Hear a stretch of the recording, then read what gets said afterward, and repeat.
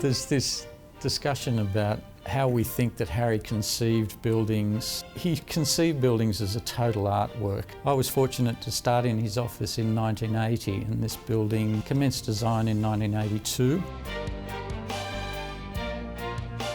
We've been invited back a number of times to develop the building. The bones are just so perfect. You can walk into the lobby and still go, wow. And it's simply because in the original design there was a very beautiful space there, and all we do is really add a little more or change a little bit.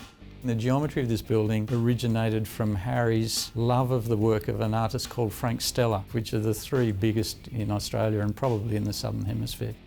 I think it was a great Australian photographer, Max Dupain, that probably related the fact that every time you went to one of Harry's buildings, it was a bit like being in the lens of a camera.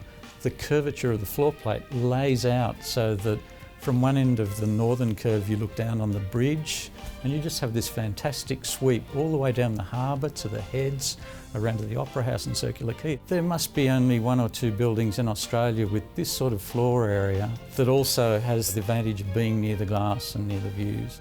Well, Grosvenor Place is in the middle of Sydney, but not quite the centre. It's close to Circular Quay, therefore you have all the benefits of the harbour side location, and it's right on the path of the new light rail. The other thing I like about it, it's near the rocks.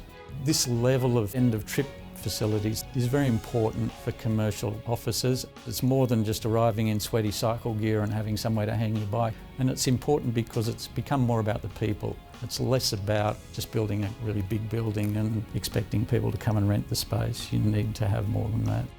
There are these simple sort of formulas that makes it timeless and sort of a classic piece of architecture.